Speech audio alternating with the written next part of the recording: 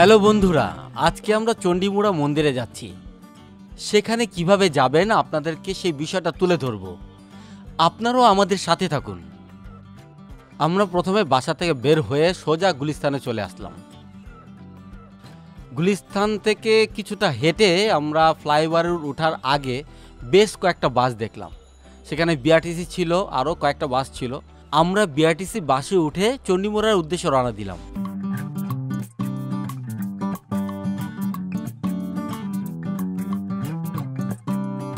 বন্ধুরা, আমরা গাড়ি থেকে এখন টমসম ব্রিজে নামলাম। আমাদের এই জার্নির পথটুকু ছিল 2 থেকে 2.5 ঘন্টা।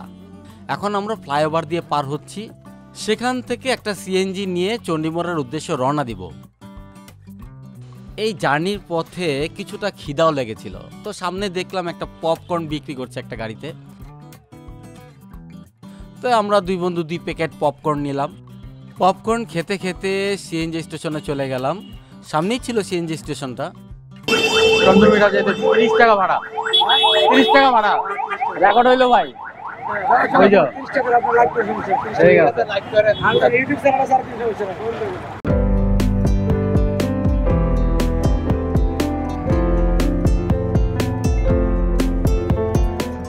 সম্মানিত ভিউয়ার্স, চণ্ডীমুড়ার মন্দির সম্পর্কে আপনাদেরকে আজকে কিছু বলবো। যদিও এই মন্দির সম্পর্কে অনেকে অনেক কিছু জানে, তারপরেও কিছু বিষয় আপনাদের সামনে উপস্থাপন করছি। কুমিল্লা জেলার অন্তর্গত লালমাইয়ের উত্তর দক্ষিণে প্রায় 11 মাইল দীর্ঘ লালমাই ময়নামতি পাহাড়ের দক্ষিণ প্রান্তের সর্বোচ্চ পাহাড়ের শীর্ষদেশে ইতিহাস খ্যাত শ্রী শ্রী চণ্ডী মন্দির শিব মন্দির প্রতিষ্ঠিত। এই চণ্ডীমুড়া মন্দিরটি কুমিল্লা জেলার লাকসাম বরুড়া ও কোতোয়ালী থানার ত্রিমুখী সীমান্তস্থলে অবস্থিত।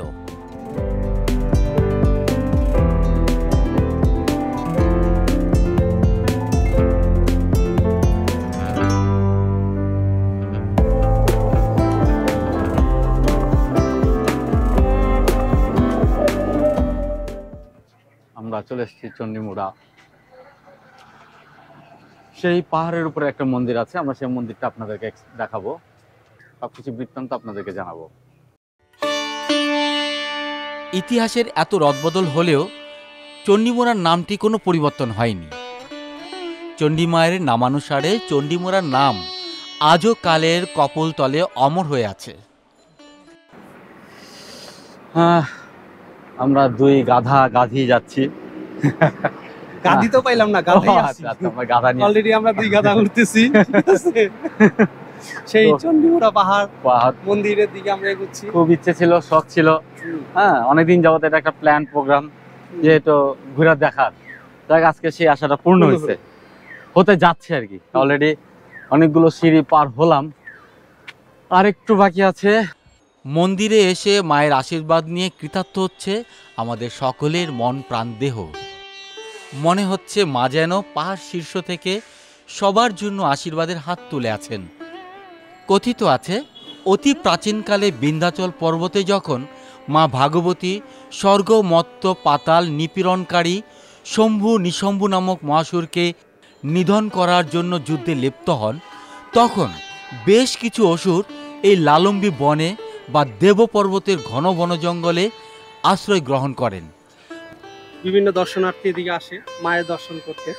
এখানে একটা বিষয় আপনাদেরকে জানাই, এই যে এই জায়গাগুলো দেখেন, আমরা মন্দিরটাকে কত সযত্নে লালন পালন করি। খাবার দাবার গুলো এখানে ফেলে দিচ্ছে, কোনো মানেই হয় না এগুলো কাজকর্ম।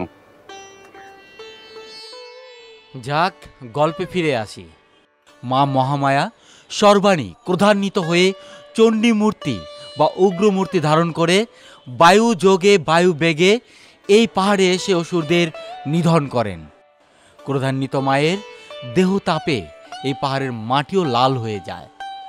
মহামায়া অসুরদের নিধন করে চণ্ডীমুড়া পাহাড়ে এসে অষ্টভুজা শান্তরূপ ধারণ করে বিশ্রাম নেন।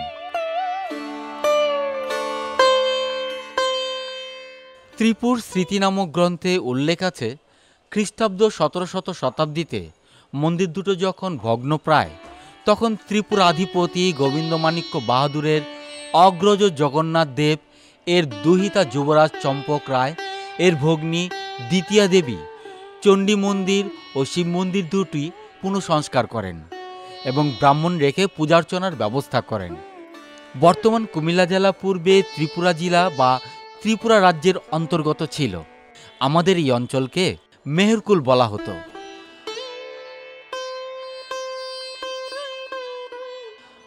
1973 খ্রিস্টাব্দ মায়ের মন্দিরের পুনঃসংস্কারের এক যুগান্তকারী ঘটনার বছর।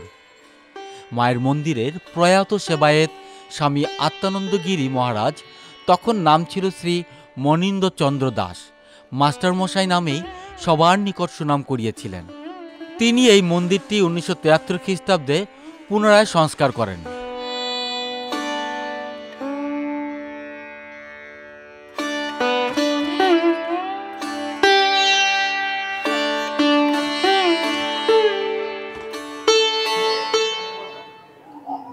আচ্ছা, আপনাদের এখানে প্রসাদের সিস্টেমটা কি? প্রতি প্যাটা প্রসাদ 150 টাকা। প্রতি প্যাকেট? হ্যাঁ, না বাটা একটা বাটাতে রাজভোগের প্রসাদ একসাথে সাজা দিয়ে।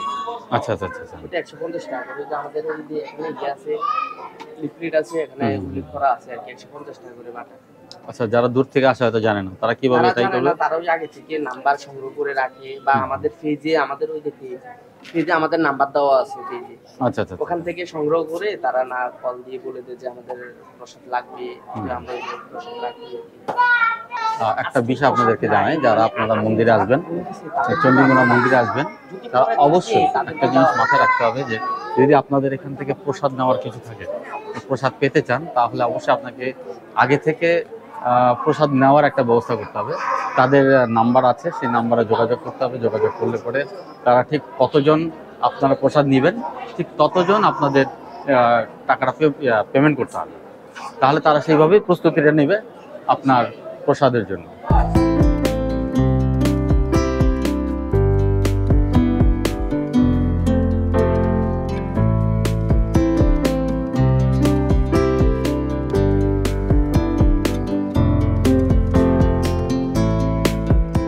এখানে প্রসাদের ব্যবস্থা, সুন্দর ব্যবস্থা আছে। আপনাদের কষ্ট করে আগে বলতে হবে। যদি আপনি আগে বলে দেন তো তারা সেই রকমভাবেই ব্যবস্থাটা নেবে।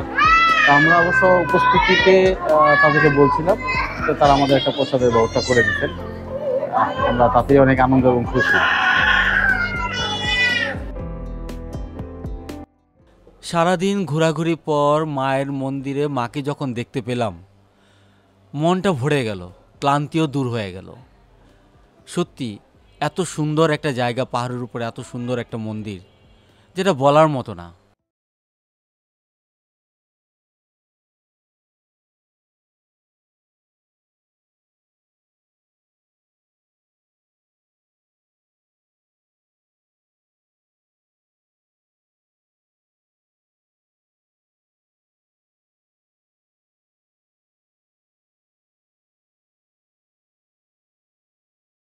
আপনাদেরকে দেখাচ্ছি, এই হচ্ছে সেই চণ্ডীমুড়ার মন্দির। এখানে আপনার মায়ের মন্দির আছেন, লোকনাথ বাবার মন্দির আছে। তো এখন অনেকটা সুন্দর হয়েছে, অনেক সংস্কার হয়েছে। তো এতটাই উপরে যে বলার মতো না, এবং উপরে ওঠার পরে আপনি অনেক সুন্দর একটা ভিউ দেখতে পারবেন। আর রীতিমতো আমরা আসার পরে একটা অনুষ্ঠান দেখতে পাচ্ছি, যেটা হয় মুখে ভাত, যেটাকে বলা হয় অন্নপ্রাশন বা মুখে ভাত দিচ্ছে বাচ্চার।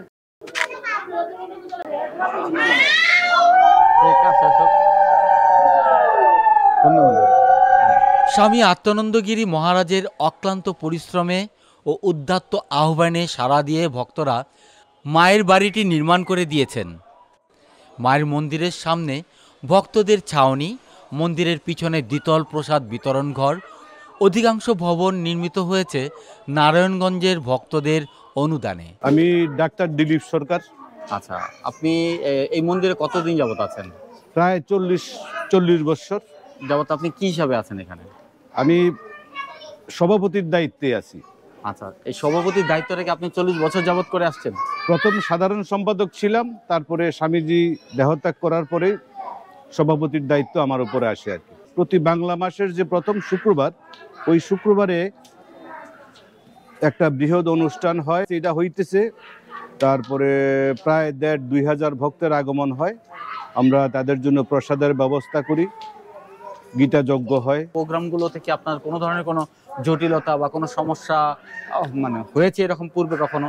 না, এমন জটিলতা কোনো হয় নাই, এখনো এই পর্যন্ত হয় নাই। আচ্ছা। সুন্দর সুষ্ঠুভাবে পরিচালনা হয়ে আসছে। মায়ের বাড়িতে ওঠার জন্য মহারাজ বীর বিক্রম মাণিক্য বাহাদুর পাহাড়ের পাদদেশে থেকে দক্ষিণ পশ্চিম অংশ দিয়ে সিঁড়ি নির্মাণ করে মায়ের মন্দিরে পাদদেশে পর্যন্ত নিয়ে যান। এই সিঁড়ি বেয়েই ভক্তরা মায়ের মন্দিরে ওঠানামা করতেন। শতাব্দীতে দেবকর্গ মহারাজা যখন মন্দিরটা করেন তখন স্বপ্নাদিষ্ট হয়েছিল তার স্ত্রী।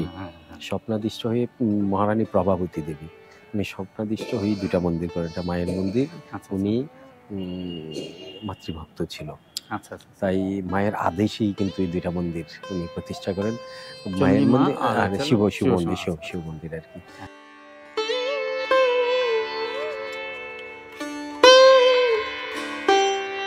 আমরা বিভিন্ন জায়গায় যাই, বিভিন্ন জায়গায় ঘুরি। আসলে যত বেশি দূর দূরান্ত গিয়ে ঘুরে দেখতে চাই টাকাটাও তেমন লাগে। অল্প টাকায়ও কিন্তু আমরা অনেক ভালো জায়গায় ঘুরে দেখতে পারি। এই জায়গাটা আপনাদেরকে দেখালাম সুন্দর মন্দির বলে নয়, কিন্তু আসলে জায়গাটা অনেক সুন্দর। আমি বলবো আপনারা একদিনের জন্য হলেও এই জায়গাটা একবার ঘুরে যান, আশা করি ভালো লাগবে।